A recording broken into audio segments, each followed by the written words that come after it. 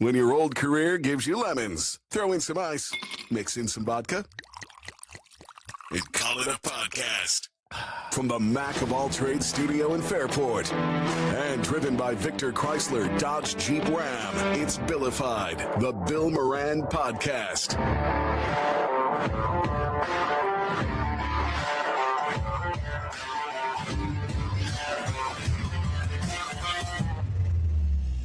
Well, hey, baby. Thanks for getting your pot on. Thanks for telling a friend. That's how we spread the word about the pirate ship. Danny's here in his Yankees cap after they swept the Red Sox. It's a big sports weekend. There are many people, Dan, about to get rich this weekend. Oh, wow. You know what I mean? No. What do you mean you don't know what I mean? Getting rich on what? For being really good at one thing, Dan. Oh, be a professional for athlete. For a really short period of time. Yes. And how many of them will we forget just as fast? Oh, gosh. 95% of them. Yeah. It's. Are you speaking of the NFL draft, Bill? I was speaking of the NFL draft. Oh, yeah. If you look over the years, go by the 1% rule. 1% of all high school athletes play college. Yeah. 1% of all college athletes play in the pros. Right. 1% of all pros go to the Hall of Fame. Well, the thing that we love is we love the underdog story. We love the Doug Flutys. We love the Warren. What was his name with the Rams? Kurt Warner. Kurt Warner. They made a movie out of it. Yes, they did. And we love those stories because these are the guys who were back bagging groceries, but they had this dream and they held on to it, and it worked out. And we love that. Tom Brady being the last pick in the NFL draft, all that stuff. Oh no, he was a 6th rounder. Brock Purdy was the last pick in the NFL draft. He was the last, but still 6th round, right? Yeah. Not going to be there. Also drafted for baseball. Maybe he should have done that. These are the stories that we love. But remember, we just mentioned 1, 2, 3, 4 dudes. Mm-hmm. 4 guys. 4 guys. 4 guys. And that's the part that's so strange to me. Now, we'll get into what happened a little bit here. The Buffalo Bills traded out of the first round. Yes. 3 times. I believe that most teams get 7 to 8 picks per draft throughout. You get 7. You get 7. You get 7. Some teams get comp picks for free agency formulas, but you get 7 to 8, right? You get at least 7 picks. Okay. And the Bills, because of these trades, now have 9 for this draft. Yeah, they had 9. Now at this point, they're down to 8, but yes. Yeah, right. So, and with the 35th pick, they took TJ Parker, who's an edge rusher out of Clemson. Okay. Great college production. He looks the part, projects to be potentially a starter. On 3.com, they called Parker a stalwart. Throughout the 3 years at Clemson, he played 39 total games for the Tigers. And by the way, stalwart, for those who don't know, definition: loyal, reliable, golden retriever, hardworking, supporter of an organization, team, or cause. Last season, 37 tackles, 9.5 sacks for loss, 5 sacks, 1 pass deflection, 3 fumble recoveries. Over the course of his career, doesn't really matter, but. So then I had to go do a little more research because I don't know much about these guys at all. It's just interesting. It's interesting to me, the depth of breakdown. And it's one of these things where I could understand that an argument for someone being criticized by one of these guys is you fucking try it. Right? Mm-hmm. Because it's guys who may have never played the game, but they can see it. There's mechanics, there's things, and some of them are minor things to fix. It's not rocket science. So here is, I think his name is Lance Zierlein. Zierlein. Zierlein? Yep. Okay. From NFL.com. He broke down Parker ahead of the draft. Powerful edge defender with NFL length. In other words, he's got long arms. Okay. Whose 2025 tape might be closer to his pro projection than his gaudy 2024 numbers. Parker's handwork is above average in both phases. He strikes early to set very firm edges, then sheds quickly to finish tackles. Average short area bursts limit his ability to pursue the run in space and threaten tackles in a race to the top of the rush. He can long arm tackles into the pocket when he catches them right, but he fails to find quick solutions when that approach stalls. His rush production will be muted until he expands his it's all this technical talk. But basically, it sounds like the guy may have a slight flaw that good coaching could overcome. Fair? Possibly. Yeah, okay. I say that's why they drafted him. Well, right. But here's the part nobody talks about. Every single one of these guys just had their life changed. Yes. I mean, right? Yeah. Potentially a lot of money. Oh, gosh. Not potential. They're going to make a lot of money. And not just their life, families. Oh, yeah. Potentially generations. If you watched the draft and you saw people who weren't at the draft, but were at their homes, man, that gravy train is big and long, okay? There are people there who probably, like, as a friend of a friend who hey, I'll get you into TJ Parker's party. Hey, I'll get you into Fernando Mendoza's party. Hey, I'll get you in. And that's it's scary for these poor kids because now it's like they feel this obligation to take care of the old guard. Mm-hmm. And some of those people are along for the ride. But, yeah, it's life-changing money. Yeah. All because for a window of time, they're elite at football. Oh, yeah. The shelf life might be 4 years. Yeah. On average. It's not even that long. Did you watch the UFL last night? I mean, that's how short, okay? These are guys who are, like, just a little bit older than these guys who are like, I couldn't make it in the NFL. Right. I'm trying to make it back. Right. And they're playing in a subpar league in the spring. That's how short the shelf life is. And here's what really fascinates me. You don't have to be great forever. You have to be great long enough. Yes. Long enough. Get to that second contract. Yeah. That's all you got to do. Get to that 5th year. Yeah. Well, and here's the other thing. So let's take this guy, 35th, second-round pick, right? 3 years at Clemson. A handful of dominant games from what I read. I did not see any of them. A couple of highlight reels that I watched looked pretty good to me. Well, they're only going to show you the great stuff. And now, millions of dollars. Yes. Right? Status, security, access to a lot of things he didn't have before. I always think that is an immense amount of pressure on a young man. Especially at that age. Don't you think? Well, think about it. I mean, how old was your father and mother? How old were they when they got married? 24 and 25. And 23 and 24. And they went to college. Yeah. Like most people. And my mom went to masters. Right. So your parents were actually considered behind the times as far as parenting, getting married and having kids. I guess you're right. Because I don't my know. father got married, like when he graduated in 66 from high school. Okay. His first wife was a little bit younger than he was. He was 20, she was 18. And he said at that point, Danny boy, you graduated from high school, you got a job, you got married, you had a family, right? Yeah. And so unless you went to college, then it was a little bit later typically. But my point is our parents grew up a lot sooner than our generations and then the generations after us. Right. So like 22 is kind of like 16 in a way to our parents. And now you're getting millions of dollars. Yeah, that's my point. Would you be mature enough at 16 years old to be a multi-million or not a multi-millionaire, but a millionaire? No.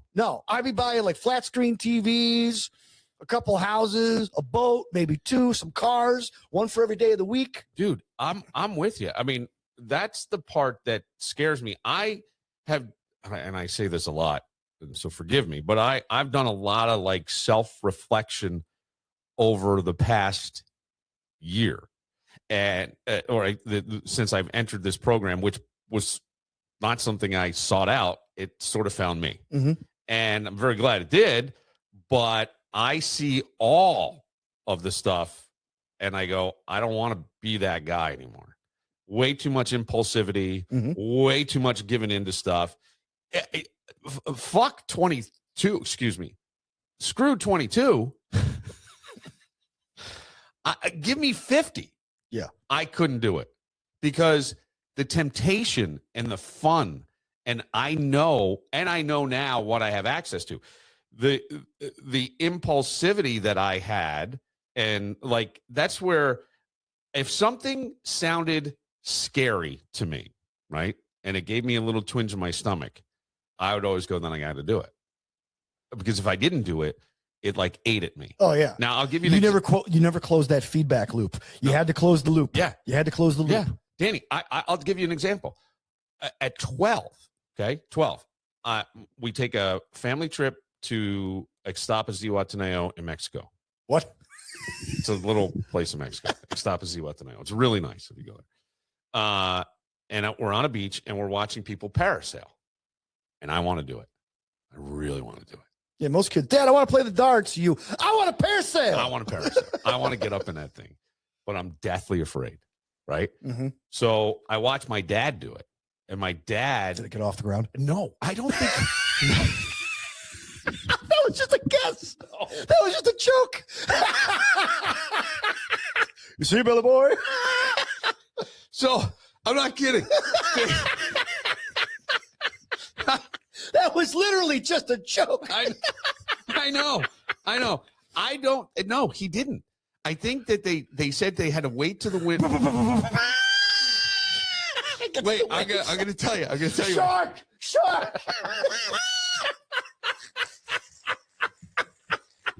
I'm gonna tell you. May he rest in peace. No, I'm gonna tell you what happened. Pieces. I can't remember if he was heavy then or not, because he got up to like 270 at one point, maybe heavier. This is before his Iron Butterfly days.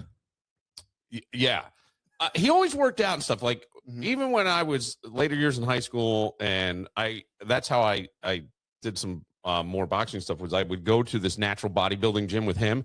And I loved it because it was like old school. Some of the benches and stuff were just duct taped around where people's head had been so much. Yeah, like the gym in Rocky 3. Yeah. Where like a pilot was, you need to go back to the streets. And they had a heavy bag with all kinds of like tape and beat the shit up in this tiny little, like, I don't even know what it was. I call it a closet, but it was an entrance to each locker room. And it was right in the center there. And I used to go You got to eat lightning and crap thunder, Billy. You got it. So I don't know how heavy he was. That's the point. And I just remember them saying in really bad English, right? And we're trying to interpret, we have to wait for the winds to be more in the afternoon. So then he did go up, and I remember seeing him, and his toes were like tipping across the water as they're so, and then he gets up. So but I was miserable on the trip, because all I could think about is, I got to do this, but I don't want to do this, but I got to do this. Yeah. Takes Billy away from his problems. So I did it. I finally went up. You went up. And I had the greatest time. And I remember, because I was 12. You were never the same after that. Well, maybe. I don't know. I could do anything. I was 12, and I remember singing, I don't know if you remember this show or not, the Greatest American Hero. Like he became a superhero, but he couldn't really control his powers. He would crash. He had curly hair. He was very unassuming as a superhero. And they had a theme song, and I sang that while I was up there. I was like, and it was the coolest thing in the world. I remember looking down, I'm above birds and all this, and it was awesome. And I realized at that age that I got to do the things that I'm afraid to do. If they really pull at me. Yes. If they pull at me. Like, I remember... and I don't want to say too much, but we used to have to do some stuff for the scouts where we climbed down a building. And I remember being up at the building. Like rappelling? Yes. Okay. Yeah. You rappelled. Like you did down at the First Federal building about 20 years ago. Yeah. Yeah. So I went up there, and I think you were with me. Didn't you come with me? I did not come with you. I remember that because afterwards you went to McGinney's to have a Guinness. I did. Yes. That sounds about right. Yeah, I keep a Guinness journal of you. So but I remember that there was somebody else from the media who. I know who. Yeah. And I don't want to say. No, he's a good dude. Yep. Great guy. I would do the same thing, by the way. I'd be like broke out in tears. And I remember standing there, and I remember getting over to the edge, and they're like, lean out, lean out, lean out. And I remember going, I could feel it in my stomach. And I'm like, fuck it. Here we go. Yep. And off I went.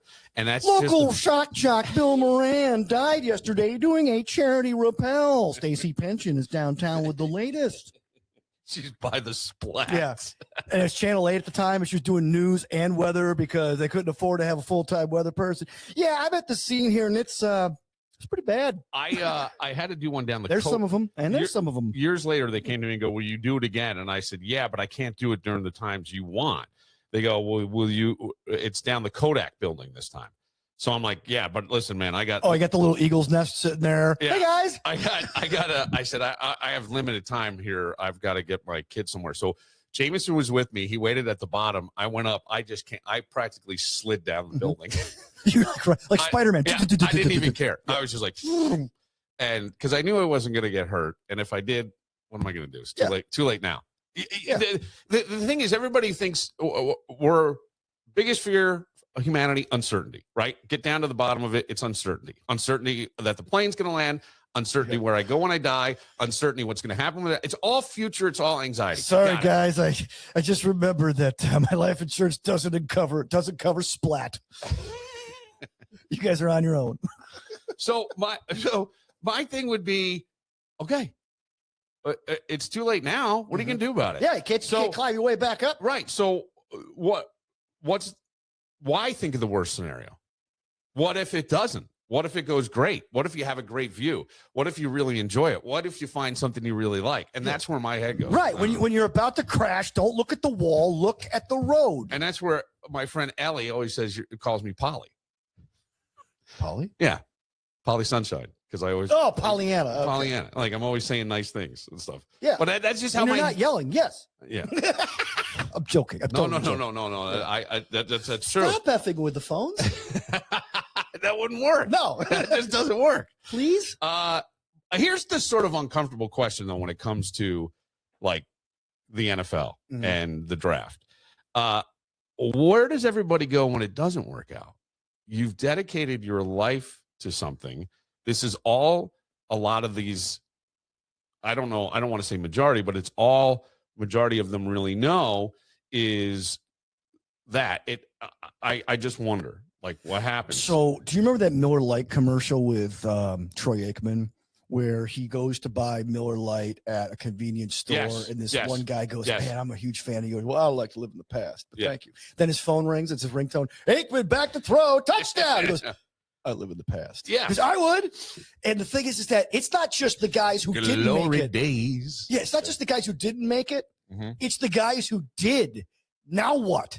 Because that's what you're known for. You've been fed your entire life. You're great. You're great. You're great. You're great. You're great. You're great. You're great. You're great. You're great. You're great. You're great. You're great.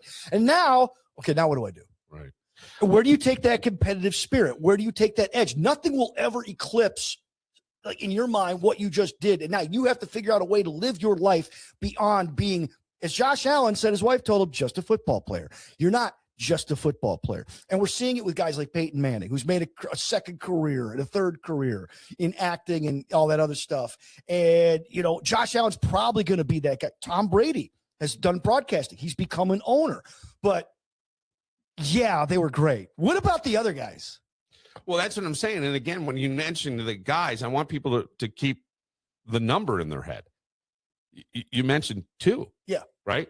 That we see. Or 3 with Aikman. So the fact that you can name them tells you how rare it is in a country of 300 plus million people. And I think sports are great if it's seen as a way to overcome adversity, real coaching stuff. I did see a commercial on ESPN this morning. The Mannings are on every commercial. The Mannings and the Kelseys. Yeah, I haven't actually seen the Kelseys on a lot of commercials lately. That doesn't mean anything. They're at the Masters, and so or what's his name? Not Travis, but Jason was at the Masters, and people are like, okay, enough. But they never say that about the Mannings for some reason. Yeah, so the Mannings are everywhere. The Mannings are in this commercial about coaching.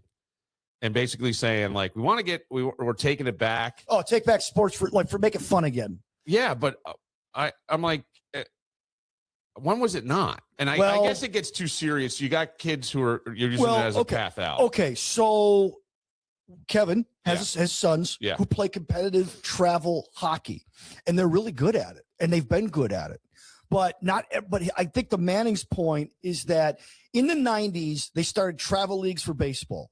And hockey's always been a travel sport because you got to find rinks, right? Like every high school has a diamond and a pitch of grass to either put a football field on or a soccer field. So athletics are funded through public schools, okay? Yep. And even younger than that. But like there's other sports that weren't. And then all of a sudden the sports that were joining in. With the exception of football, everything was a pay-to-play league. And it was travel and you had to spend all this money. And it became a racket.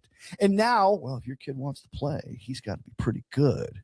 And it's going to cost you this. And if you want your kid, like my buddy Brad Davies, who was a talk show host in town, he was told when his son was 8 years old, if your kid wants to play high school baseball in the Houston, Texas, he's got to start playing now at 7 years old in the travel league. 7 years old. I wasn't even at a T-ball level yet. I know. That's the point. Yeah. It's like now all of a sudden, not only do you have to play, but you have to be awesome. And if you're not awesome right off the hop, we don't want you. Go play Pokemon. Yeah. Go do something else. And that is not fair. Because I was one of those kids who were like, I suck, but I'm going to keep trying. Yeah. And travel ball, travel sport, travel anything was out of the question. I sucked. Well, travel anything was out of the question in my life because Mars and Bill they weren't paying for it. No, that's the other thing. They weren't doing it. They weren't driving.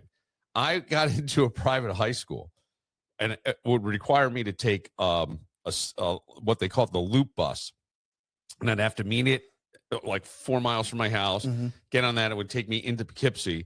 I was going to go Our Lady of Lourdes. So I got in, and then my father's like, well, he's going to want to play sports, and I'm not driving back into Poughkeepsie at night. And that was it. That was the end of it. Well, my father, that was the end of the discussion. I begged my father to play hockey. Yeah. And he said, nope.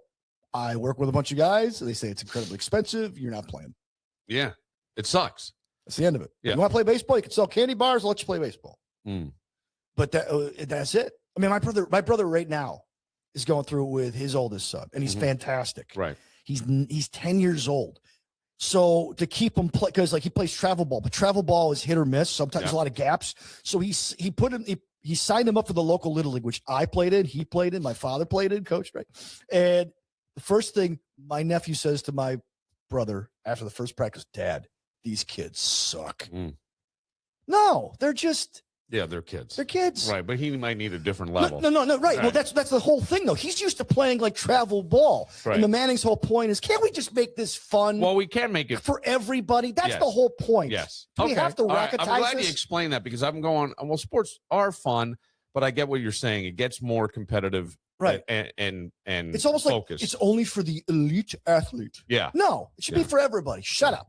If your kid's good enough to be elite, go find those leagues. So, that's great. But now we're talking about the guys who make it to the NFL, that other 1%, right? The 1% of the 1%. And we break down their tape. We love their story. We celebrate them. We post clips of them hugging their mom. We get all into this. But what happens when they're a step too slow? You know what I mean? When in that room full of draft people who's celebrating you. Yeah. Disappears. Well, that's what I'm saying. They can't adjust to the speed of the NFL. They blow out whatever it is. We don't care, or do we? We care then? I think that people care at a certain level, but I think it's always going to eat at the person that didn't make it to that next level. Here's a great example. ESPN has had a flurry of 30 for 30s over the last 15 years, 30 for 30 documentaries. One was about a guy named Marcus Dupree. I'd never heard of this dude. So he was just before my time. Marcus Dupree, the documentary was called The Best That Never Was. This dude was supposed to be the next Earl Campbell. He was supposed to be Barry Sanders before Barry Sanders. And he got in touch with the wrong people. Were managing his money and all this other stuff. He hurt his knee. He ends up getting drafted into the USFL, and he ended up playing in the NFL, but he wasn't the guy that people used to tackle him or try to tackle him, and he was so forceful, like Bo Jackson, that if he kept running, you tried tackling him by the jersey, his jersey would rip off. So what happened? He had a problem in college with eligibility. Because like Texas A&M was going after him and another school. And then, so he was ruled ineligible. Then he transferred to Mississippi State, but he never played. And then he got drafted to the USFL because he wanted to go pro and cash in immediately. Okay. And then he hurt his knee. And then that was it. You know, it's just a lot of bad advice from people, and everybody wanted this kid. So, you know, they're throwing money at him, which was illegal back then. Not illegal in terms of the law, illegal in terms of the NCAA. Mm-hmm. And so that's what kind of caught up. And eventually he flamed out, and then he made a comeback, and he looked amazing, and he got to play for the LA Rams for a year, but but by that point he was 26 and he was too old to play in the NFL. And that was it. Well, see, that's the 26. Think about that. 26. I know. The NFL is honest about one thing. It's a business. Oh, it's a meritocracy. Yeah. And business is cold. Yes. And the thing is, like, that goes back to what I said in one of my classes. Fuck it. We're here. Mm-hmm. Whoever got here for whatever reason, you have an opportunity here, you know? The thing is, like, if you're not there, the front office moves on. Everybody moves on. We go to the next guy on the board. Fans move on, right? We forget about these. Media moves on because there's another one coming, another stalwart, another whoever, right. All that stuff. And so I always wonder with all that stuff, we fall in love, so to speak, but it's temporary. And you can take it away from sports. Think of things like American Idol. Right. American Idol was very big in the early 2000s, whenever, right? I think around then. And all the people that would win, where did they go? The Voice, where do they go? You just had a local kid came in third on The Voice. You know, whoever. I'm not saying that you can't. I just hope that their mind, somebody's there. You would watch Beast Mode. Marshawn Lynch. When he was with Buffalo, his mom came with him. Yes. You wonder why. People go, oh, that seems ridiculous. No, it doesn't.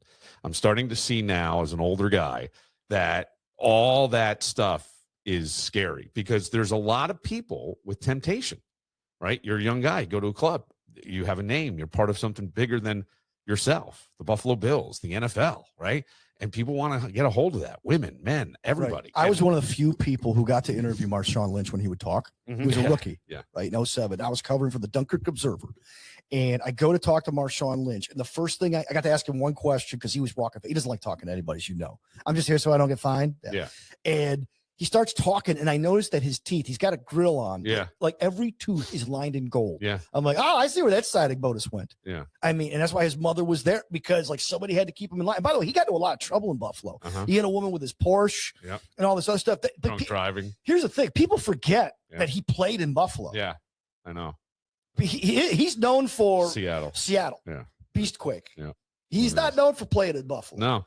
But, I mean, it just goes to show you how fast life moves on. Well, it isn't family. It isn't loyalty. It's a business, and that's part of it. It's just that it's a business for these kids as well. That's why I'm okay with them making money. Yeah, make that money, in but college, save that money because it's a performance-based value. Like you said, a meritocracy. Once that performance dips, so does everybody else. There are only two purely there are only two pure meritocracies in America: sports and sales. Yeah. And in football and pro sports, they cross because it's a business. Sales is a business, right? Yeah. And once that runs out, you got to have a backup plan. And they have rookie symposiums that tell these kids, listen, you got to save your money. You're not going to be making this money the rest of your life. Heck, you might not even make it after 4 years. Right. So put it in the bank, live off the interest, invest well. Don't be, and by the way, get rid of all the financial advisors and just manage your own. Learn how to do that yourself. That's what Shaquille O'Neal did. Yeah. Right. You see, but again, and look, there's probably guys who we don't really know who play. I'll give you one. Who is here? Blyer.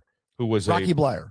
But no. Oh, his brother? Yeah, no, his cousin, I believe, it lives here. Okay, was the strike year. Oh, he was a strike player in '87 for the Patriots. The Patriots, okay. I think with Flutie. Okay, so it had to be '87. Yeah, and I think started and all that, and had played and was not always playing in high school and stuff. Wound up, I forget where he went, Virginia maybe, and was really good and really had to fight for the take. Had a great story. We did a podcast together. I actually have to send him clips of it because he called me recently. He wants to put them on his website. You can go back and see it. I think it's Bob Blyer. And he, and it was over. but he runs a great financial business. He took that same focus and energy and just put it somewhere else.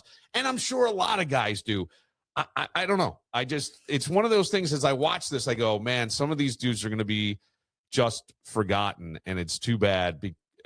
It's too bad because it's a lot of hype and it's a lot of attention. And when the noise goes away, and you'll hear players say, I don't know what life will be like when I'm not running out of that tunnel with the noise. And it's something many of us can't wrap our heads around because we've never done it. Oh, dude, like Steve McMichael, who died of ALS, which may have been caused by playing pro football. Yeah. He said in the Bears documentary, the 85 Bears, which is the one that came out right after the Four Falls of Buffalo. Yep. He goes, you ask any one of those players if today, with all the aches and pains that they have, if you could run through that tunnel one more time, he goes, they'd all say yes. Now, this is before he had ALS. I wonder if he would say the same thing. I think he might. Yes. I think he might because they have that drive. I work in an industry where in sales, they want ex-athletes. They want college athletes. Yeah. Why? Because they've learned to channel. Those who didn't make it learn to channel that competition, that competitive spirit into sales. Mm-hmm. I agree. Look at Greg Connors. Greg Connors played college football. Yeah. He tore up his knee. But do you know anybody more competitive than Greg Connors? Maybe. Okay, you. No, I'm not. You're going to have to kill me. That's his motto. Yeah. You're going to have to kill me to beat me. That's why he started Connors and Ferris. Tell me, let's change this for just a sec. Tell me, in your opinion, if I'm off here, is trading out of the first round smart football? Is that smart football? I think usually it is. It's not always. Let's put it this way. Is it just an organization saying we'd rather more lottery tickets in the lottery? That's basically, if you sum it up, that's basically it. But every know team, a lot of these guys aren't hitting anyway. Every team they grade every player on their board by round. Yeah. And this year they said it's a weak draft class for two reasons. One, there's not a lot of quarterbacks. Number two, because of NIL money, kids are staying in college longer. So now the kids who are actually coming out because, well, they really need the money. Right. In this instance, and they think that they're good enough to go to the pros. And so, or they don't have a choice. They have to come out because they've run out of eligibility. So rounds 4 through 7 might be a little bit watered down. There might be more UFL players than NFL players in this year's draft, but trading down gets you more shots at the basket because because look at all the guys who played for the Bills who were in the 4th round, 5th round, 6th round. Right. Who end up sticking around. Your best cornerback was a 6th round pick out of a 1AA school. Yeah. So now here's the thing though. In Buffalo's case, it was a great idea on Thursday. Yeah. Friday comes and everybody's like, okay, you traded down to do that. All right, if you say so. That's where it's not necessarily a good idea. And we'll find out in the fall. Right, sure. But I mean, it's normally a good idea. If you don't think your guys are there and you can get more value, then go get more value. I think that was it. Because every guy who cashes in, there are dozens who don't. Right. There are dozens who don't. And they got a shot. And it's got to be so weird to be one step away from generational wealth. You know what I mean? Mm-hmm. If you could adjust, I don't know what that is. But sometimes nobody remembers their name, and it's just a weird side of that. But you know what though? With these athletes, like nationally, a lot of people might not remember their names, but locally or at the college level or at the high school level in their hometowns, they'll always be heroes. That's true. That's a great point to bring up. The question is, did they channel that? Like, if you've ever read the book Friday Night Lights, it was about a game in 1989, a high school football game between, I think, Odessa and Temple. I don't know exactly. There's a movie made about it. A lot of those kids, their lives ended that night. Yeah. And I don't mean like by death. I'm talking like that was the height of their life. Yeah, that was it. That was their peak. That was their peak. peak. Yeah. You never want to peak in high school. You don't want to peak. I'm hoping I haven't peaked yet. Yeah, I'm hoping for a few more peaks. There's a term floating around right now. We will get into it. It bothers me. We'll get your opinion. Suicidal empathy? Is that the term? No. Okay. Well, I have that. Do you? Yeah. We'll get to that right after this.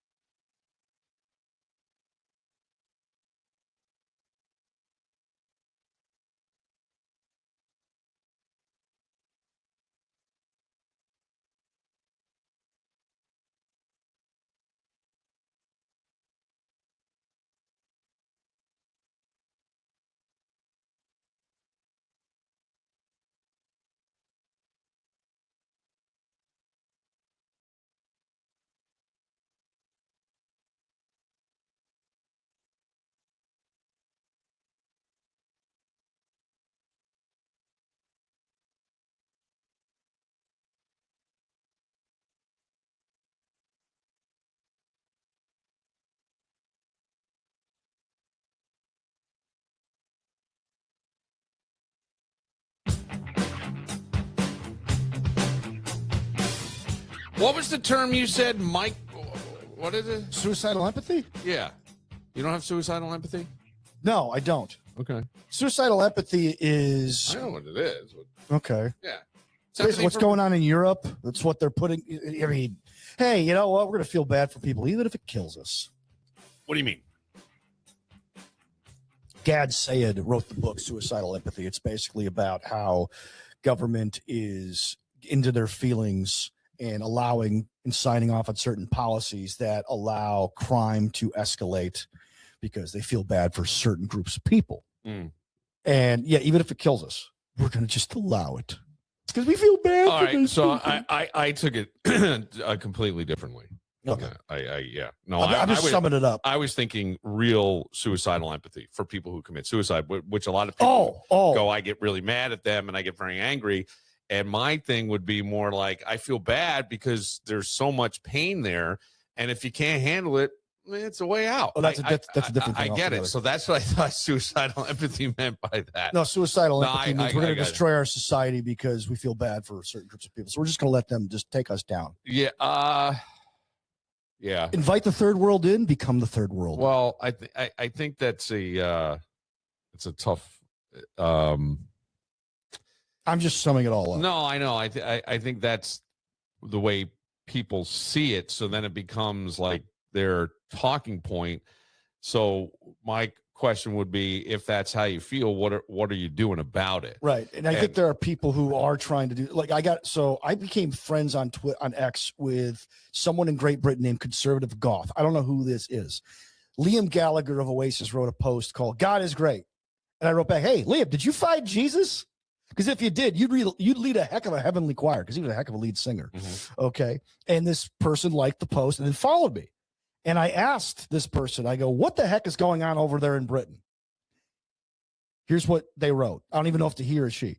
We have become not only godless, but have lost all cultural Christianity in favor of third world imported ideologies that are completely at odds with British and Christian values. Our king is supposedly pro-Islam over anything else, despite the fact that he is meant to be the defender of the Christian faith, and women and children, sometimes even men, are ever more becoming victims of horrified violence, both sexual and non-sexual, at the hands of the non-indigenous population, a large portion of which are here illegally. It is looking rather bleak, unfortunately. Horrific. Because I mentioned on the podcast, ironically, last podcast we did about what's going on in Britain. You said, what's going on in Britain? Well, that's what's going on in Britain. Yeah, right. And maybe, I don't know. I can't, the thing is, like, we look at Christianity and we're going to say that's right.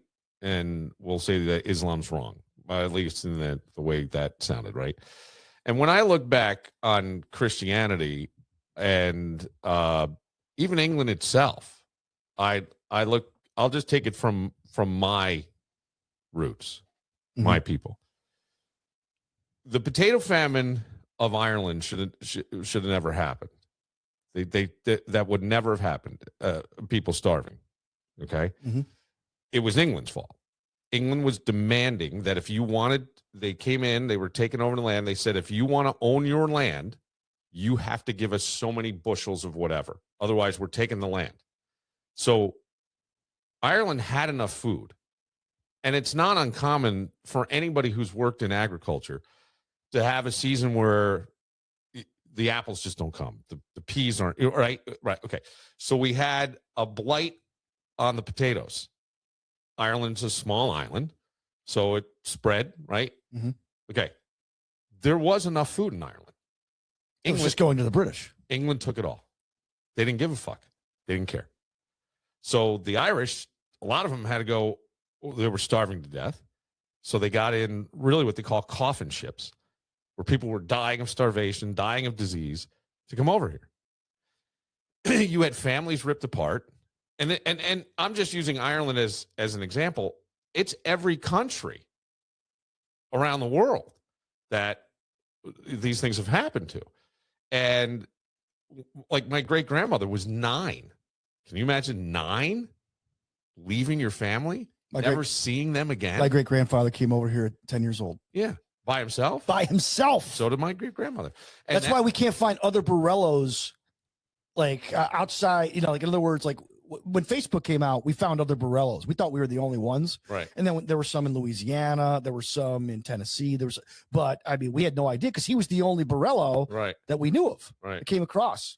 So I don't like when you hear this stuff, you go, okay, so I don't know. I mean, it's been a time-honored tradition of rape, pillage, and plunder and take over. I don't know. I don't know what's happening in England. I don't even know necessarily what's sometimes happening in America, but I always have said Trump did what he said he was going to do, right?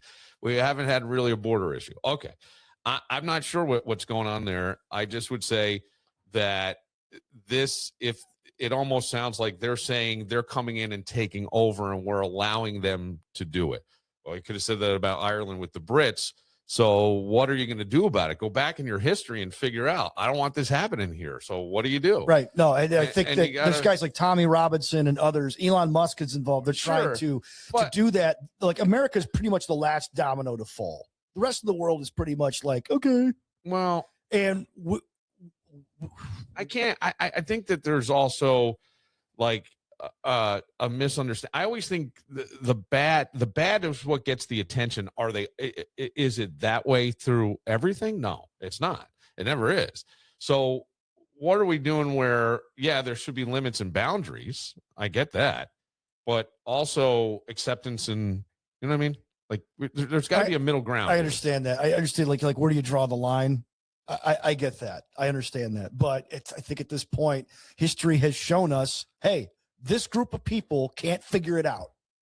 Let them in. Well, I'm not. Yeah, I don't know. I'm not saying everybody. No. It's just enough to cause a problem. Look, I don't think that. I don't know what their problem is over there. I really don't. I have no idea. I'm not familiar with Britain's politics or whatever it is. A lot of these countries are letting people in and paying people to come and live there and do things because the cities need it and they need. Oh, I get emails from Italy all the time. Hey, you want to come and become an Italian citizen? Yeah. No, but thanks. Yeah. So, but I would say that you've got other problems, like here, and I hear what you're saying, and I think that what people go, well, it's this liberal agenda, it's this open-mindedness, it's this acceptance of everything. We're just going to let them be. They're people too, blah, blah, blah. Yep, that's all a fair thing to say. But then let's take it to something else. Like many cities have a homeless problem, or now it's referred to as unhoused, but either way, we know what we're talking about. And there's money given to go and fix that problem. Or try to help that problem. Well, the problem is we're not, right? But why aren't we? Well, because it's like, how do I tell somebody not to be homeless? You're talking about people who, only because I don't think I talked about this on the podcast. I went down and I had to do something, and I went and I volunteered at a food pantry. And it's set up so you actually shop. A lot of food pantries, it's come and pick up your box of food, and that's your box of food. And a lot of them you can only go to every 4 weeks. This one you can go to every week and you shop. And they try to do that for the dignity of the person. And you can take as much as you want. So you'll find people who would be termed food insecure that come through the first time, and they fucking load up, man. And then there's people who come on a weekly basis, and you start to realize, oh, this is always going to be here for me. I can come no matter what, no questions asked. They give you a number, and if they run out that day, like I think you can get up to like 400 through that, maybe 380 that day, and then you come back on Tuesday or something, and you go through. Each person who comes through gets someone to shop with them, which I question the dignity, like you're saying dignity, but some of these people don't speak English. Some are not, right? There's families, there's homeless, there's all kinds of things that you saw a cross section. Okay. And as I watched this stuff, I was hustling that day to just keep the shelves stocked. I tried to make everything look forward and nice. the milk is shelf stable milk, which is really, I think we're one of the few countries in the world that does fresh milk, refrigerated milk. Yeah, I mean, most of Europe, England, it's shelf stable milk. So that culturally it's appropriate for some of these people that come through there, but it's by the quart. So now you're trying to carry all this shit out of there. It's heavy, right? And as you watch this, you go, a lot of people are just here trying to have the better life. They're not trying to do something bad. I wish there was more things like that is more of a private enterprise and not government funded. I think from what I've seen, I feel like government seems to muck things up along the way. I also think that a lot of times it would be, I always think back to like my dad saying, I'm not paying for your car insurance because it's not your money. When it's your money, you're going to take it a little more seriously. I don't want you driving like an asshole. That's part of it, blah, blah, blah. It's not their money. It's tax dollars. Now, a lot of people, I always scratch my head on this one, is like, my tax dollars pay for that. I don't know what my tax dollars pay for. I have no idea. You know, people get pissed off at billionaires and all these other people, and I was going to get into that. Maybe we'll do that next segment. But I always think, why are we punishing people for working hard and being successful? Could some billionaires do better? Maybe, probably, I guess. Could you make better working conditions? Are there problems? Yes. But I mean, that's every corporation. So I don't know. I just think that always going after them and calling them these horrible things, they're the ones who are paying for most. You want to know where your tax dollars? You know what? Their tax dollars pay for a lot more shit than mine. And yes, there are loopholes and things that they get out of stuff. But even with that, I guarantee they're paying more than most of us, if not all of us. So I have a problem with that. And then when money gets put toward things, let's say the unhoused, well, what do? You can't. The one thing that you really can't do, and I hope this kind of penetrates people, is you can't assert something on someone. In other words, I can't force you into a homeless shelter. I can't force you into, I mean, unless you want to say I can control the weather and I can make it so fucking cold you're going to come in and I can get you then, and maybe I tag you like you're a wild animal that I'm studying. I don't know. I don't know what you do. And the other thing is, so now they give this money out, right? Because it's a problem. States ask for help from the federal government. The money comes. It's not your money. And so where the fuck does it go? People are writing checks. And when you hear about things like, even let's take Minnesota, where everybody was up in arms over the Somali people being, okay, hold on a second. Step back. We got a bunch of money, and it's here to help us. If your child writes the number 5 backwards, I can get you $2,000 extra a month. Who's saying no? It's not my money, but I want to help my people. And that would be misappropriation of funds by the standards. So then somebody looks into it, and now everybody's pissed off. And that's where I go, well, hang on a second.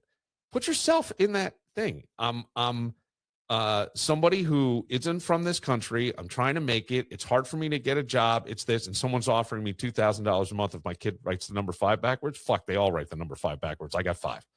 So there's 10,000. You see what I'm saying? And so then we get mad at that. Why? Why? It's not their fucking fault. It's the government's fault for giving the fucking money without some kind of parameter.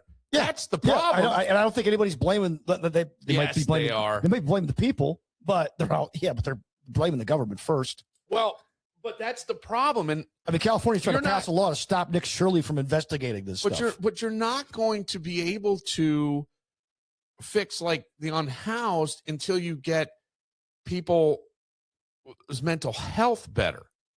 These are people who are not ever going to trust.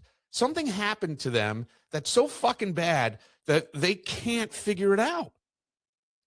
I understand that. There's nuance to this, and it's not all black and white. Right, but that's my point. So throwing money at it doesn't not going to help. No, that shit. I agree with you. So that's where I think even in this country, people get really, really angry.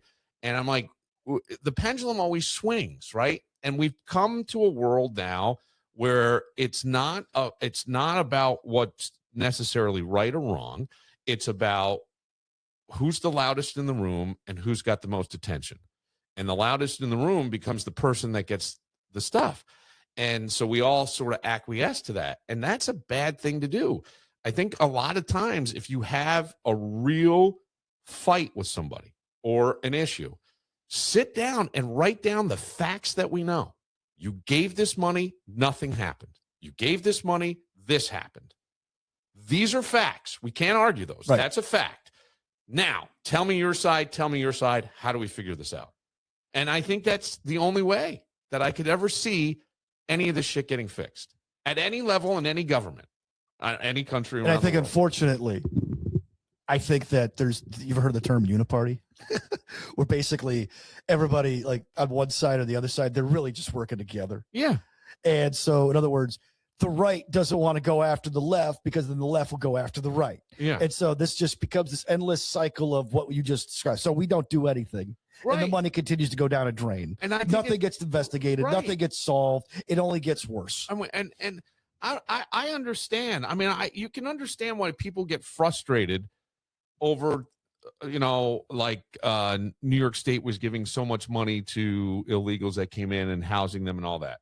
But then on the other side, you go, well, my great grandmother, if she didn't have a family to stay with at 9, I wouldn't be here. So you got to kind of look back at the picture and try to say, okay, is this the right use of money? Are we helping people that are really here to help themselves? America is about picking up your bootstraps and let's go. Yeah. Right. It's that's what we are. The world opportunity. And I can tell you from firsthand witnessing with a family member whose family came here. He came at 6 months and it is really hard to assimilate in this country for somebody who is not originally from here. And it's so hard that out of 6, 3 are dead from drugs because you just couldn't handle it. It was too tough.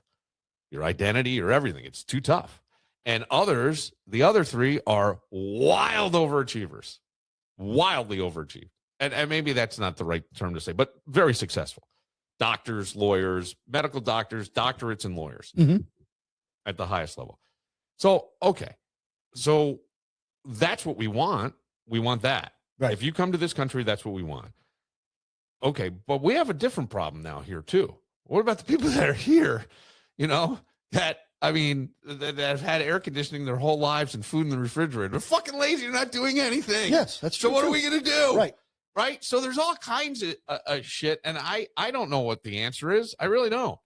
I just, all I'm doing is just observing stuff. And I try to take a more, I don't know if the term is global or well-rounded look at stuff and see it for what it is.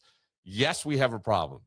Yes, the government throws things away. Yes, we've got people, but I loved where I went and volunteered. I don't think they're government funded. It's like donations from Wegmans and Tops and different grocery stores and I think Food Link. Yes. Right. And Food Link, maybe that gets money from the government. And maybe all of them get tax breaks. I don't know.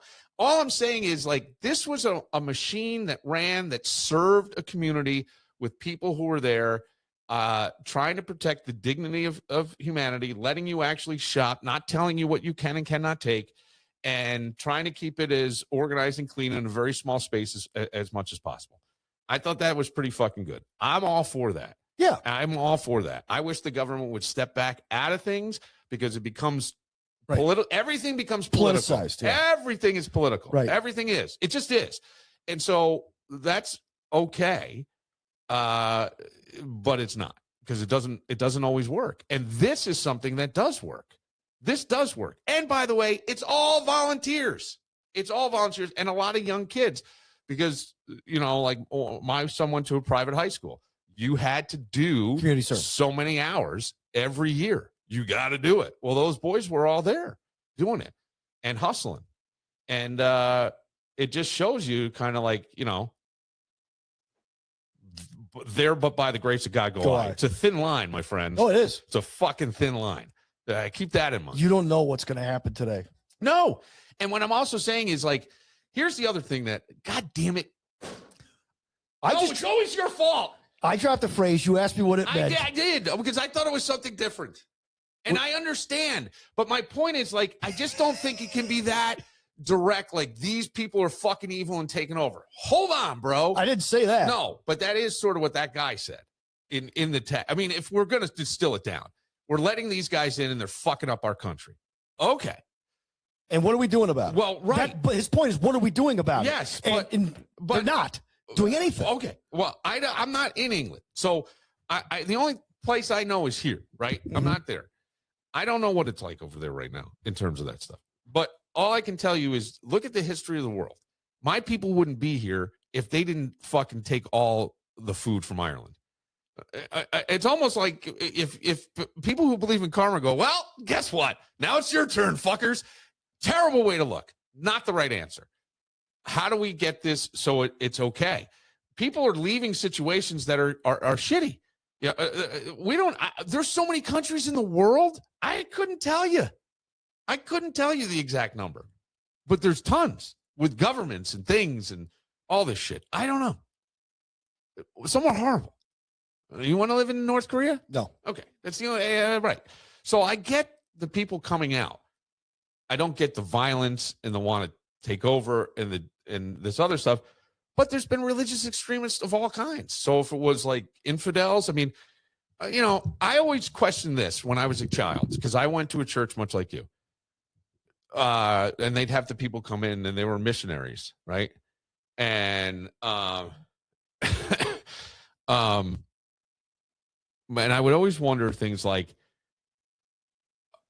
what happens if those people never heard about Jesus? Like, it wasn't their fault. They just never heard about him. And then they died. What happened to them? They don't go to heaven? Like, I couldn't wrap my head around that as a kid. It's made no sense to me. And then you hear about the people that go over and they go, well, did you hear about the tragedy? Remember those people who came to visit us? Well, they were murdered by those savages. And I go, well, yeah. You're forcing something on them, telling them the way they live is wrong. They've been doing it for way longer. So you kill them? Well, I don't know. If you feel like you don't know. What do you mean I'm you just don't saying, know? if it's a threat, do you understand what I'm saying? I'm not saying it's right. You got to try to follow this. I'm not saying it's right, but I'm saying it becomes like you're telling me I'm wrong and you're going to try to take over and change what I know. Well, I'm going to fight back. And if that means getting you out of here, and the only way to do that is to kill you, and then, I mean, I hear plump white women from America taste pretty good over a pit.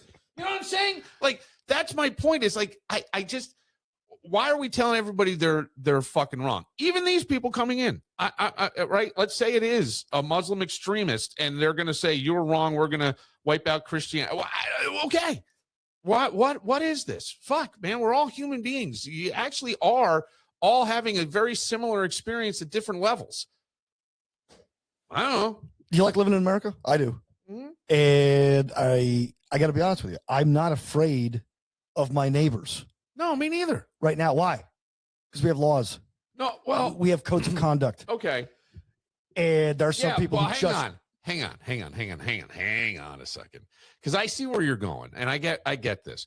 But it doesn't fucking matter. You have codes of conduct all the time, Danny. People still break the fucking law. I understand that. Right. But there's mental fucking nuttiness. There is. So what is driving this? What's driving it? What's driving which part? The part that you're talking about. I trust my neighbors. What's driving the neighbor that's doing bad? What's driving them? I don't know what's driving them. There you go. But there's a lot less of it, or there was a lot less. Right now, the FBI says this is the safest time in American history to live. Of course they're going to say that. But yes. But isn't it? Would you rather live 100 years ago where there's no antibiotics and people just died just by... I got you. Bro, I've never felt unsafe. I have never felt unsafe. I'm not kidding. I guarantee... Because we've done a great job in this country. No, we're not perfect by any means. Maybe not. I'm talking about just me, inside me. Because you ask any woman, they felt unsafe. No, I get that part. Do you understand what I'm saying? Okay, that's what I mean. Same thing. Just talking about your neighbor. That guy's creepy. Makes me unsettled. Looks at me in a weird way. So I don't feel safe. Right? I mean, how many women have that story? Many. And rightfully so. It's their opinion. I'm just saying, dude, I have walked around never feeling weird. My kid has a propensity to want to be in the city and doing things. Last night, I stayed at a Starbucks. I did a lot of work, and I picked him up, and he was in a place that I don't know why she's sending me that text. Sorry. He was in a place that, not great. I go down. I needed gas. So I go in and I see I stick out. Okay. Uh-huh. I stick out. Yeah. And I went up and I'm shooting the shit and just being me. And everybody's laughing. And I walk out of there and, I never felt unsafe. And it struck me then because I go, this would be a place where I think people might feel unsafe. People have a different skin tone, tattoos, this sort of thing, right? People get uncomfortable with that. And I'm not saying what is wrong. My question is what's driving it? What's driving the neighbor that breaks into your house? What's driving that? How do we fix that? Because you're not going to fix it by just locking them fucker up. There's going to be another one. No, I know. So what's the driving of it? But I guess like the collective culture of America, the collective culture of suburbs, the collective culture of certain societies in America, the odds are way less of that happening in certain pockets in certain areas in America than there are in other areas. Yeah, but the same thing in England. Same thing in England. But yes. You're talking about one city. Take me to Whitby. I'm on the North Sea. I've been there. Okay. I guarantee they don't have this problem. Talk to our friend Shorshit about his old country, Ireland. What's going on over there? I understand. You don't want to go back.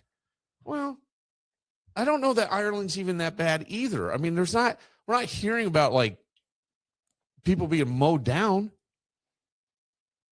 Okay. Right? Do you know what I'm saying? Like there's not a lot of murders happening. You can't have a gun in fucking in Ireland. If you did, maybe this thing wouldn't happen. Oh, dude, seriously.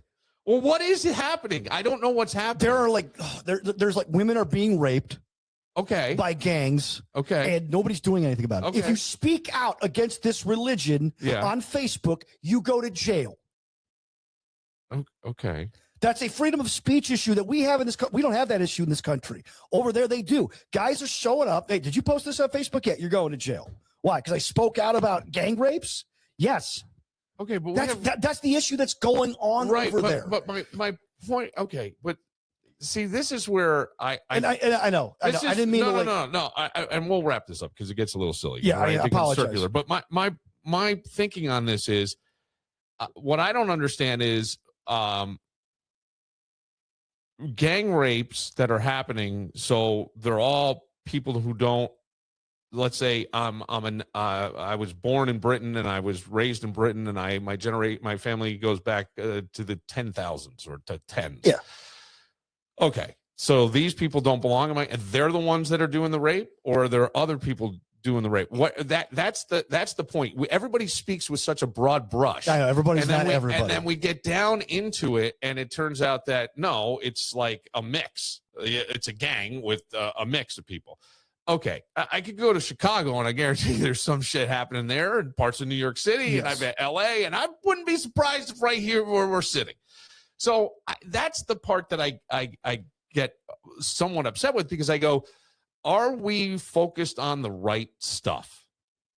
I don't know, because we make a lot of noise. The loudest voice in the room gets the attention. Right. And my perspective is this is my country, and you're fucking it up. And so now I have an enemy, and I don't know. And where you say I don't trust I trust my neighbors. I guarantee that we could go 15 miles from here, and they don't trust their neighbors. I know. I guess, and they're all people who have been born here. I understand. So I shouldn't be speaking in generalities. I'm just trying to show another side. That's it. I get it. I get it. And I wish I were better informed to give you more facts about these things. I do see it though every day, and maybe it's the algorithm. I don't know. Look, but dude, but I'll tell you what, man. It's like this is my worry sometimes with social media, though, because, and I'm not saying it's you, but I am a little bit, I guess. Yes. So just hold me. Go on. Hold me. And it's not the first time. Push back. Go ahead. I'm afraid that sometimes what we're seeing on social media becomes our absolute truth and fact. Mhm. And one person's opinion Suddenly. becomes our truth and fact. And that's where we start building our tribes. And if you don't agree with me, then that feels like I like you a little bit less, or I don't like you. Yes. Do you understand what I'm saying? Right. So Like you're people aren't saying, having this discussion you and I are having right now with nuance and no, open-mindedness. well, I'm trying. I don't know that I'm doing a good job, but I'm trying. I don't know if I'm doing a good job. Okay. But but I like that you hold your, okay. Yeah. And that's fine. Yeah. Please don't. I know most people think I'm an idiot, but I'm a smart idiot. I don't think that. I don't think that. And I don't want people who necessarily agree and I'm not mad. Oh, I know. I'm not mad. I just am trying to just show Other side of just a thing to say, yes, but yes, but that's good though. You're supposed to ask questions. Yeah. Don't take everything at face value. No. I don't expect you to take what I say at face value. No. I nobody does with you. But go. What I was going to say is when the algorithm, as you said, maybe it's my algorithm, the algorithm does become that. And it does become this thing. And when people's conspiracy theorists say things like they're trying to divide us, you start to go, do you know what I mean? Because I'm so angry that this is happening. I'm seeing it in my everyday. So it has to be Right. This is the way the real world works. okay. But wait, that is for that person. Right. I can't deny that person. Like Bill Maher had a great like during the pandemic. They asked conservatives what percentage of Americans are dying of COVID, and conservatives overestimated that it was 5 to 10%. It was like less than 1. They asked liberals the same thing, 40%. They said, right? Yeah. That's the point, though. The algorithm. Yeah. The algorithm was getting to people. And we have to take a step back, myself included. Go, yes. Okay. Show me the facts. Well, it's like, it's not, it's show me the facts, but those will get manipulated. Right. So I try to take it down from the macro to a really micro thing. I would say within your household, there's disagreements. Everybody's household. Yeah. Right? And I don't mean yours. I just mean general. In a household. Let's say it's a family. There's more than just dancing. I want to watch Dancing with the Stars. Okay. But whatever happens in a situation, and let's say it's a bad situation, like people get angry and things happen. Yeah. There's a fact and then there's an emotion attached to the reaction and how it's perceived. And I think that most people don't look at the facts of things, because we can agree that so-and-so got mad when the milk spilled and they yelled and smashed a glass. Fact. That made me feel scared and not trust you. Okay, that's your thing. Why were you mad? It's another goddamn mess. Everything I turn around. It's the straw that broke the Morano's back. But do you see what I'm saying? Yes. So now we have the fact, and then where do we move from there? And if we can go back to, we know this happened, and you did do this, and you did do this, great. Now we can kind of decide, where do we go from when a similar situation happens like that, how should you act and how should you react and that sort of thing. Same thing here. Like, how should you be when you come to a new country? You should be respectful, and they should, I understand we should respect the other culture. If it's a free country and they want to practice their religion, that's fine. That's fine. Right. You do it in a peaceful manner. Yes. I don't care what you do. Exactly. I got you. All right. Yeah. We're done. I hope people aren't mad at me. I hope people aren't mad at me either. Why? I'm saying I hope this wasn't like doesn't. No, let me go one step further. Just for the whole, I think that like I could, or you, in these discussions are very charged, so people will take a side, and then the emotion comes out, right? And they start thinking emotionally. And I don't want to. Well, yeah, but that's like, which could be a good thing. No, I know. That's why I always say things like when we had the NFL discussion, it's a business, right? And business is cold. And when we see people get fired from jobs, it's usually on performance or something, and the company's not going to deal with that. Well, so then we get mad, and we're not going to go to that company anymore, and blah blah. And then it never works. It never, because we go back, we have our tendencies, we just don't, and we're mad in the moment. But it's like everything for us is an emotion. That's why. And to say take emotions out of it is almost incorrect. And I try to take emotions out of things sometimes and go, it's a really tough decision. I have to take my emotional side out. I know this is right. It doesn't feel good, but I know it's the right thing to do. Right? Yeah. And that's the part that's very hard, because I think all of this, our entire life, is really our feelings. Don't you think? Yes. Right? Yes. I mean, you look, take it to Tony Robbins. You talk about change your state. Change it. What is that? Change your feelings. Change your mind, and you feel better. Yeah. What is that? Your feeling. Yeah. A song. The irrational mind naturally guides the rational mind. Right. You got to switch the cards. You got it. I hear a shitty song from Cinderella. I'm looking through my channels. It's got Cinderella. It's on the 80s. Heaven You isn't got too it. far away. Or like a really weird voice and everything. And I'm going, this song is a piece of shit, but I love it. Why? Why do I love this steaming pile Because of it shit? takes you back to a time in high school when you were dancing with Lori Cal Alfonso. No, I never danced with Lori Calfonso, but I do remember dancing with this other chick, and I was in like 7th grade. I just told Jameson this story the other day. And you had some. Yeah. My parents always did this dumb thing that maybe I should do too, but I don't to a certain extent. Is they always would like buy the discount brand as though they were saving money. Okay. So everything was like the knockoff. You did stuff. And I get it. Hydrox cookies. Yes. Yes. Which, by the way, were the original. Okay. They're disgusting. But my point was like, and I try not to really do it because it annoyed me so much as I got older. I go, it really wasn't that much more. I get it.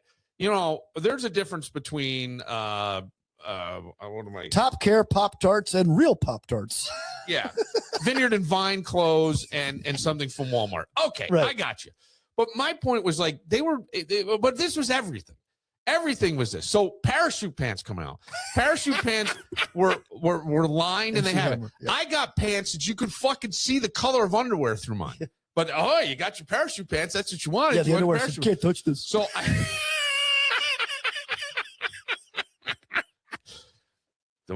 you will not be the first adult to touch this. That's what mine said. I remember.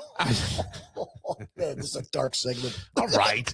So I remember wearing my parachute pants, and I'm pretty sure it was Foreigner. I Want to Know What Love Is. And a girl who was older than me, she might have been a freshman, pulled me out on the dance floor. When you're in junior high and a freshman girl approaches you, What happens? oh, What happens? gonna take a little time because you're giving me a boner. Yeah. We used to sing that song. For everybody know, we used to sing that song at CMF. Like when that song came on, we changed the lyrics. And I had a boner in my parachute Every pants. junior high. In my parachute pants. In the parachute pants. Danny, in the parachute. Talk about pitching a tent. A literal tent, Dan. I pitched a literal tent. Yeah. It's natural. I know. But I didn't know where to walk. I'm like this. It's like I'm seeking. See, I would think naturally, ideally, the parachute pants would be the perfect pants for. No, you can see right through. Okay. I'm trying to put it down my leg. Now I look like the Sticky Fingers album. Yeah. I'm trying to put it straight up, and now the top of it's peeking out over the top of my pants. It's like the whole thing was fucking and you terrible. think that everybody sees it. Yes. And she sees it. Yes. And she can feel it. Yes. Yes. Yes. Yeah. There you go. Do we do one more segment? Well, we were supposed to do a segment about a phrase. And the phrase but the phrase is going to take us back in the direction we were just in. We'll do it. What was the phrase? Micro-looting. I never heard this. Okay. All right, great. We'll get into it right after this.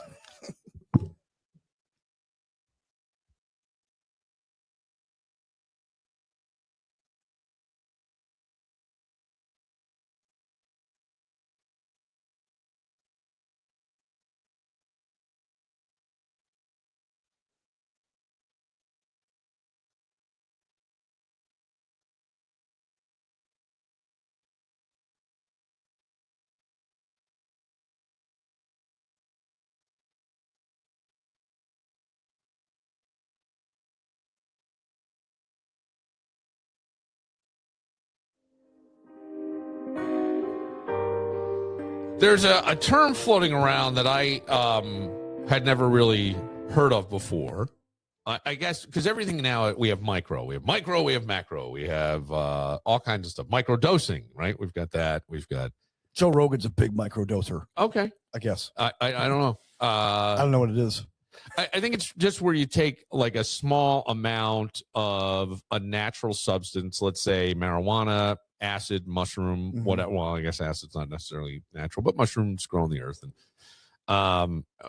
some psychedelic maybe, and you just do small amounts to keep you alert, make you think clearer. I don't know. There are benefits to that stuff, right? They've done a lot of different things, but this is a term that I was surprised about, and a lot of I'll say smart people, writers, commentators are admitting to, and it struck me as weird. It is, I'll grab a couple of things from a big store and not pay for it. Seriously. Because it's a corporation, they won't feel it, and they see it as kind of a protest. So let me give you the backstory on this and where I see this. I see your face over there. The New York Times has an opinion podcast, okay? And the whole paper's an opinion podcast. I'm sorry. I knew. I was looking through. I'm sitting at Starbucks and I'm looking through and I go, oh, this is interesting. And I go, well, once I say New York Times, Danny's out. I'm a subscriber to The Athletic, which is owned by the New York Times. But there was a writer named Gia Tolentino, and she was on the podcast and described several times that she swiped items such as lemons from Whole Foods, adding that she didn't feel bad because it's a big corporation. Now, remember, Whole Foods now is Jeff Bezos and Amazon. Yes. Okay. On the podcast. And if you're an Amazon Prime member at Whole Foods, you get like good benefits from there. Okay. Yeah.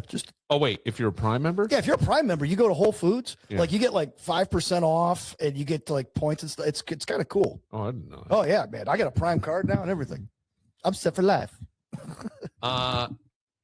So I also on the podcast was a opinion culture editor and described microlooting as a way of sticking it to Bezos. And somebody said, what I'm seeing on TikTok and social media is people saying that they're stealing from Whole Foods, not just for the thrill of it, but out of the feeling of anger and moral justification. Because the rich don't play by the rules, so why should I? And Jeff Bezos has so much money, he's a billionaire, so why should I have to pay for organic avocados? And so petty theft, it seems to, they're saying, is this the new political protest? Now, I haven't heard of this, so I'm not saying it's everywhere. No, of course not. At all. This is on a podcast from the New York Times. Right. And if you're, and if to me, if it was said slightly different, I wouldn't still agree with it. I never was comfortable with stealing things. Like the store. When I was a kid, it's such a rural town that the one bus after sports went to a bunch of other counties over here, and one went the other direction. So sometimes you didn't want to sit on the buses and went all the way down and loop through. So it would drop you off at this little grocery store. You'd get something to drink, get something to whatever. And then when it came back through to go to your way, you'd jump back on. They'd let you in. Mm-hmm. They stopped doing that after I was done because, it just wasn't. Yeah, it wasn't. So I remember these kids like Chris McCucci used to go in. He would ask for a bag and then buy like one thing and steal about 15 pieces of gum or whatever. And I always hated that. I don't know why. It just didn't sit with me. I'm not saying like I'm some moral high horse here. That's not it at all. Believe me. Yeah, you're not policing the bulk foods aisle at Wegmans. No, but I've certainly done my share of shitty things. So I'm not denying. I saw you eat that almond. That's just something that never ever. I don't know why. Just never sat with me. So, but I go, if this was a Robin Hood mentality, rob from the rich, give to the poor. It might be a little different. Some political commentator named Hassan Piker was asked on the podcast, would you steal from Whole Foods?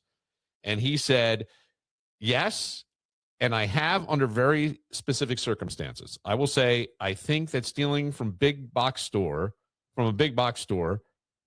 adding She doesn't believe it's significant as a moral wrong, nor is it significant in any way as a protest. Okay, well, I would agree with the not significant as a protest. Describing one of the shoplifting incidents, she said she was buying food for a family friend at Whole Foods. I was like, oh, okay, great. And so I'd be getting all of her groceries, and then I would finish, and I'd be like, oh, my God, 4 lemons. I forgot 4 lemons. And on several occasions, I was like, I'm just going to go back, grab those 4 lemons, and get the hell out of here. I didn't feel bad about it at all, in part because the store was a corporation, and it certainly felt in a utilitarian sense. I was like, this is not a big deal, right, guys? And you've got people saying, I grabbed a few lemons from Whole Foods, and they didn't feel bad. And the justification, Jeff Bezos is a billionaire. What about all the people that work there? They factor, yeah, exactly. Aren't billionaires, right? Whose jobs are on the line, and when they have to make cuts, like, oh, I don't know, the Washington Post. Yeah. And because you stole a paper because, Jeff Bezos is a billionaire. Well, they also say they factor in theft into the business model. They exploit workers anyway. Oh, gosh. You know what? So now this line of thinking, you know what this line of thinking leads to? Yes. That CEO of that health company, I think it was United Healthcare, who got assassinated by Luigi. Yeah. It's the same effed up rationale line of thinking. A little sin won't hurt me. A little theft won't hurt me. A little rationale won't hurt me. Because they deserve it for the price I pay for this stuff. And that is so wrong. Yeah, I agree. I am not a fan of this, but we're deciding what belongs to us, right? You could have been Jeff Bezos. Oh, sure. That I agree. You could have been Sam Walton. Go do something. I'm pro stealing from big corporations, this person says, because they steal quite a bit more from their own workers. One thing that might even help your ethical dilemma is the fact that automated process that they design, these companies know will increase shrink. In other words, why at some Walmarts do they no longer have self-checkout aisles? Because the shrinkage was really big at that one store. Do you know what the most stolen item at Walmart was, by the way? I'm going to say, hang on, let me guess. I almost grabbed one in the other room. Think about it. Oh, water? No, close. Red Bull. Oh, really? They had to stop. Well, I don't know if they stopped selling it, but like Red Bull became the most stolen item. God, I would have thought it was because the packages were so small, but the packages were open. Yeah. Like a 4-pack of Red Bull. I don't know if that's still the case. I don't drink Red Bull. You could literally grab a Red Bull from inside the package and pull it out through your hand because it wasn't wrapped. It was just an open package. It was a closed box, but it was an open box. Yeah. So you could reach through and people just put it in their pockets. And all of a sudden guys would go to like buy Red Bull cases. Like, well, half the Red Bulls are missing. Right. So this person continues, is actually factored in. The lemons that you stole are factored into the bottom line of these mega corporations regardless. This person says, I haven't personally stolen anything since I was a kid. Here's the part that doesn't sit well with me. This is, and I try to distill it down. People aren't saying I stole and I feel conflicted about it. They're saying I stole and I'm morally justified. And to me, that's a different animal altogether because you're going on a feeling, right? I feel justified in this. And there's a part of me that goes, what's wrong with these assholes, right? What if it were your lemons that someone just took? Right. How I'm not a billionaire like Jeff Bezos. My margins are much smaller. No, dumbass. That's the whole point. It doesn't matter who you are. Well, I take it if you cheat in the little games, you'll cheat in the big game. Okay, well, that's just why our friend Greg Conner says the game of golf tells you so much about how a person is in real life. Cheating or looking ahead, right? But to me, it's not about the lemons. It's not necessarily about the micro looting. It's about how quickly human beings can rewrite the rules when it benefits them. Right. That's what I see. We don't say stealing is wrong, but I did it. We're saying in this case, it's not wrong in this case. He's a billionaire. And to me, it's like we get that, you hear people say the slippery slope. To me, once you decide it's okay to steal from someone because they have more than you, where does the line stop? It doesn't. right? My neighbor's got a. Or is there a line anymore? I don't know. Is it just the billionaires that? Well, that's a great question. Is it just the billionaires? Do we go after millionaires? The guy who owns the corner store. Your neighbor has a nicer house, so I'm just gonna steal. Oh, That's the fatal flaw in rationale, is that you'll rationalize everything. There is no line with rationale anymore. It's called rationale. Well, okay. Let's make it real for a second. Okay. All right. Somebody walks into anyone's house and picks up a few items, nice lamp, maybe television, something else, and goes, "What the fuck are you doing? You're well off. You're gonna be fine. You're doing fine financially." Wouldn't you lose your mind? Yeah. Yeah. That's basically what you're saying. It's not yours. Here's a great one. Nobody listening to this podcast above the age of 30 could say they never stole anything. And I'm like, I've never stolen anything. Oh, wait, I did. Back in the late 90s, there was this little thing called Napster. Oh, good point. And Andy Babuke once told me this, and it totally clicked for me. Yeah, sure. Totally clicked. I'm a liar then. Okay, but here's the thing. You didn't realize. No, you weren't a liar. You were negligent to realizing what we've done, okay? Because I'm like, I've never stolen anything in my life. I've prided myself on the fact I don't believe in that. But, oh, yeah, that's right. I downloaded music, and they called it file sharing. Yeah. In other words, it's like taking a CD and making a mixtape and sharing it with your. But they rationalized it and they centralized it. So Sean Fanning does this with Napster, right? Yeah. And Andy Babuke from the Chesterfield Kings go in Fab Gear. Yeah. He goes, "Would you just walk into a Tower Records and just put a CD in your pocket?" No. Right. Would you go in your buddy's house and do that? No. No. But we didn't see it like that. Right. Because rationale will. Well, I don't think people understood it. But that's the whole point. Well, this is why people get in credit card debt. They don't understand that it's real money. Yeah, it's real money. We're just swiping. So the same thing here. We're not realizing that we're stealing the music. Stealing the music. It's just simply, hey, how cool is this? Right. I got it for free. And who do we get mad at? Who did they weaponize to get angry with? They got angry at Metallica. They got angry at Sheryl Crow. Yeah. They got angry at the people. Yeah. And then there's pros. Oh, yeah, we don't care. Because they had to be cool. They had to be the cool guys, right? They were wrong. It was stealing people's livelihoods. Yeah, I think that a lot of times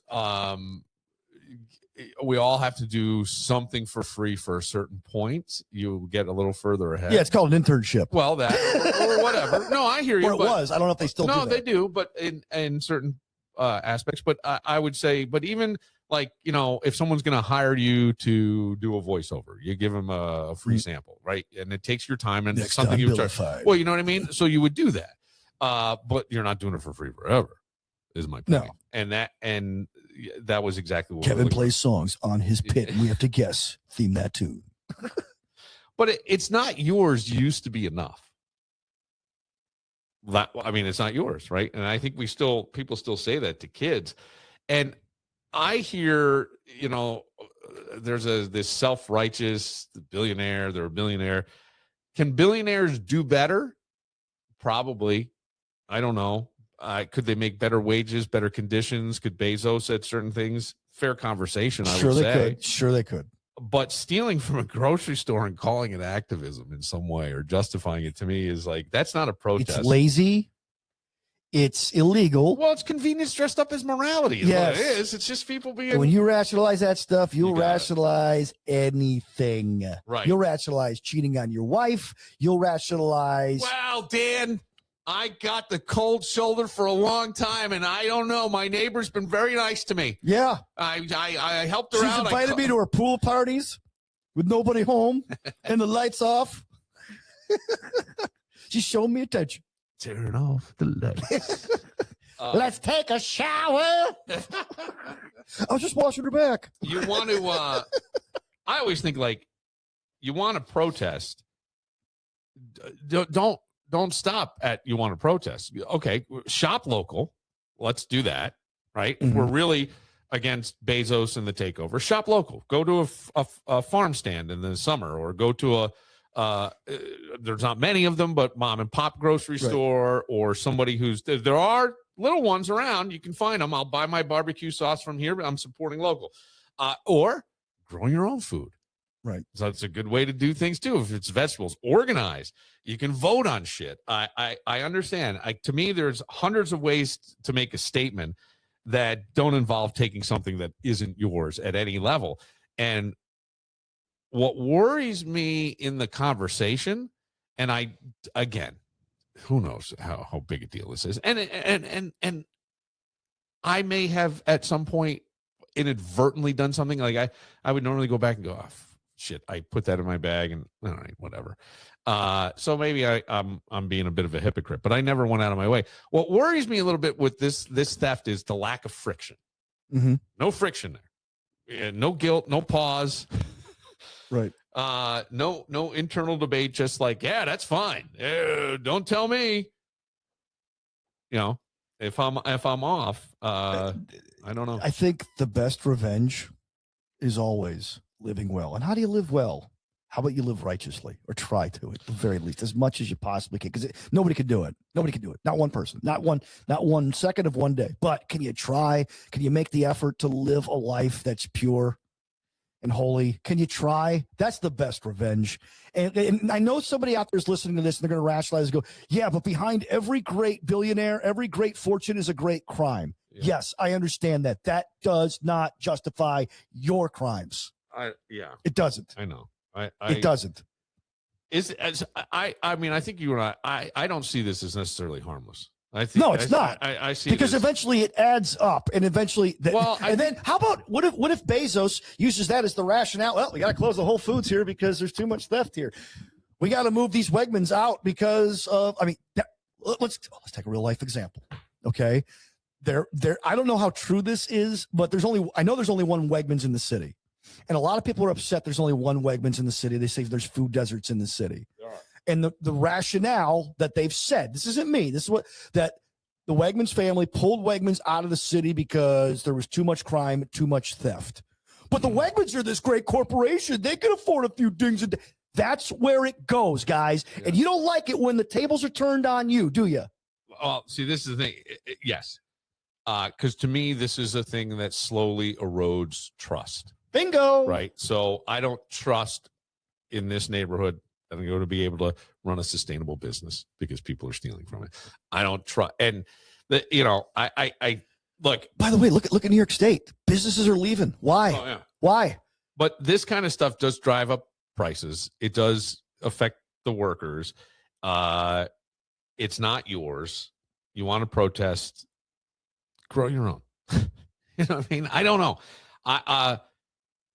I just think that what it says about people is you're self-centered. You're a little bit jealous. You're trying to justify something. I still get a bit confused as to why people get so mad at billionaires. I really do. I know. I'm sure I'm missing something. I hear it. I got it. I know people who won't use AI because of the amount of water it needs to cool the computers that are doing all the stuff. It was like Bitcoin mining, and so they're building it around lakes, and it's heating up lakes, and we're destroying fish. Okay, I see that. I still have. I can't stop. The genie's out, and it's not just me. And and you got to compete with people. There are websites and things that use less of that, or plant a tree for every download. Let's say. Very nice. And boy, I applaud you if you're doing that. Thank you for doing it. Right. Mm-hmm. But I'm not sure that I'm the guy. And there may have been ruthless ways they became billionaires. I don't know exactly, but I know this. I think we have a lot more stuff because of the taxes they pay. That was what I said earlier. So it's the whole thing just gets. It just seems so confusing to me, and I wish that people would look again at the big thing. Micro looting. Never didn't know. There's a scene in the show The Sopranos where Tony's sitting there with Dr. Melfi, the psychologist, and she's defending poor Italian immigrants, and he's going off saying, hey, we had the balls to take what was ours. In other words, he's justifying and rationalizing his life behavior, which is what the entire show is about. Yeah, it's about how Americans lie to themselves on a daily basis and justify their means of life, right? And it's poignant because there's no rationalizing that. Right. Send back a book. But microlooting, don't do it. No. We'll get out of here, Danny. Coming up next. No, I gotta wrap it up today.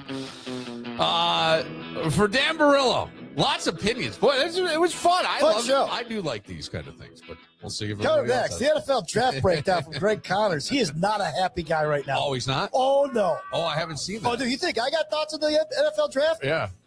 Greg, just give him a mic and just give him 20 minutes. All right. Maybe I'll do that. Things could change by the time we're taping this and the time the draft ends. But right now, he is not a happy camper. Really? Yeah. He might give back his Bills season tickets. No, he won't. For Dan Barillo, I'm Bill Moran. We'll see you next time. Well, since I left California, baby, things have gotten worse. It's a land of opportunity for me. It's just a